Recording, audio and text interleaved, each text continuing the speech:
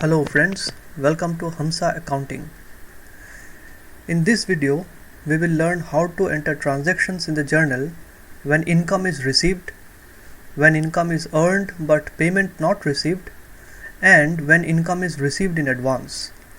A video on expenses on similar situation is also available. Please watch that for getting an insight on how to enter transactions under various situations regarding expenses. Coming back to income, businesses may earn income in the form of rent, commission, interest on investments, etc., and receive the money payment at the same time. In such a situation, money received in cash or as bank transfer increases either cash or bank balance. Hence, either cash or bank balance or bank account is debited.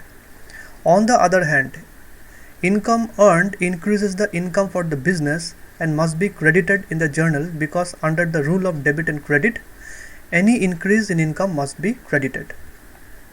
So, if commission is received for providing services and rupees 75,000 is received, then we must debit either cash account or bank account, and commission account is credited because in this case commission is an income. On many occasions, the business may have done its part of the work or provided service, but the other party has not yet paid the money for the same. As such, these are cases of accrued income, when the business has earned its income but the payment has not yet been received. Remember, in accounting, the accrual basis of revenue recognition is mostly used by the businesses. It means income should be assumed to have been earned on the time when it was originally generated, not when the actual payment is received. The following example will clarify the point. Here, ZQ Rental Services Limited provided office services on rent to KM Technology for the year 2018. Payment from KM Technology for previous year not received till the end of the year 2018. In this example, although the payment was not received in the year 2018, still the income is deemed to have been earned in the year 2018. This is because the rental services was provided in the year 2018. Therefore, this is an income for the year 2018. Now, income generated but not received is an asset, because the amount will be received by the business in future. Hence, accrued rent is debited. On the other hand, income of the current accounting year must be recognized within the same accounting year, and any increase in income, rent in this case, is credited in the journal. Let us try another example. Transaction number 2.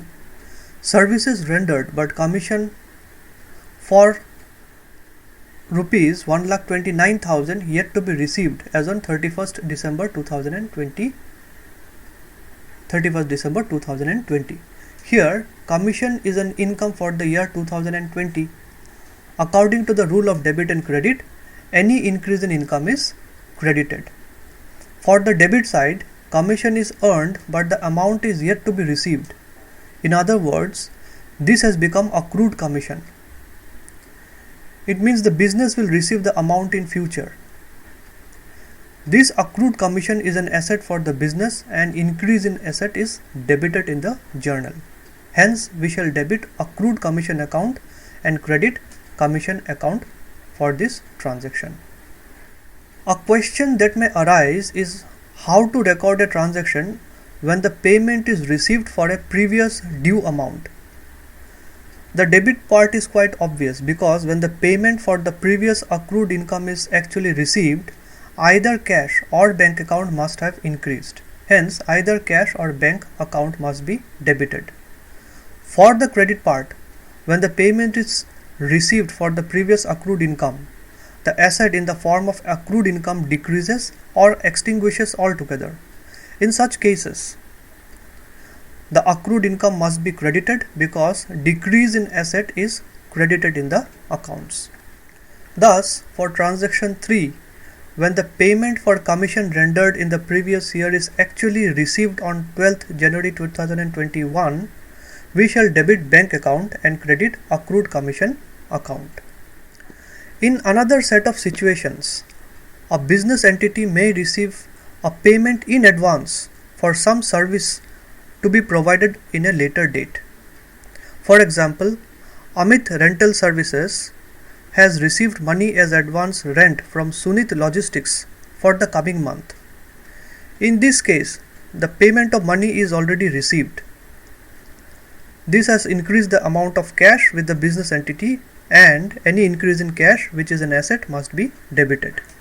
Since the business is bound to provide the rental services in future, it has created a liability for itself, and any increase in liability is credited.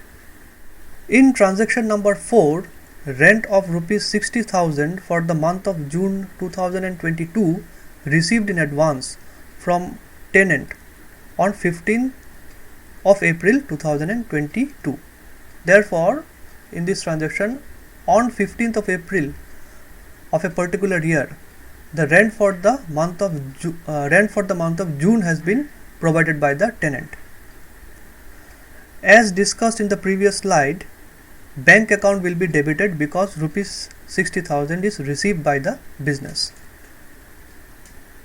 Since the month of June is yet to arrive and the business is yet to provide the rental services to the tenant, therefore, advance rent in the form of liability must be credited.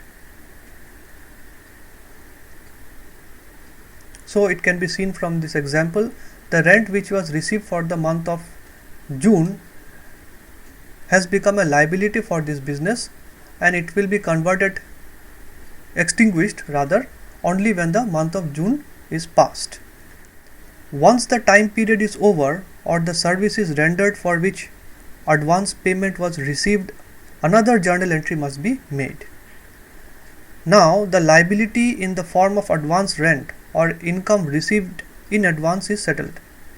This has reduced the liability for the business, and according to the rule of debit and credit, any decrease in liability must be debited.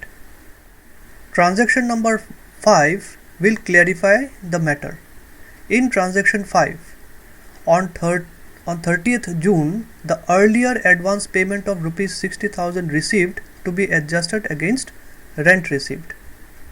Here the time period, that is June, is over, and the earlier liability in the form of advance rent has diminished or extinguished altogether. Thus, we shall debit advance rent account. In effect, we are cancelling the earlier liability, or rather, liability has decreased, and any decrease in liability should be debited in the books of accounts. Since the income in the form of rent received is earned, we shall credit rent received account, because according to the rule of debit and credit, any increase in income must be credited. In effect, the income is deemed to have been earned now, that is when the 30th of June has passed, that is when the month of June has passed. Only in this case, only when the time period is over, the income is deemed to have been generated or earned. Hope the transactions regarding income, that is income when income is received, when income is earned but payment not received, and when income is received in advance, are clear to all of you. Thanks for watching. Please like, share and subscribe the video.